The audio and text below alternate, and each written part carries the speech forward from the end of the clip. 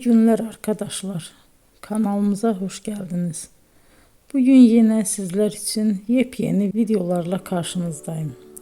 İki başarılı oyuncularımız Elçin Sangu ve Barış Ardus'tan güzel paylaşımlarını sizler için hazırladık. Elçin Sangu, Sevdim Alabora, Yalancı ve Mumları, Kiralık Aşk, İyi Günde Kötü Günde bu dizilerde rol almış ve herkes tarafından çok beğenilmiştir. Biz de Elçin Sangu ve Barış Ardus'tan en güzel sempatik fotolarını sizler için hazırladık.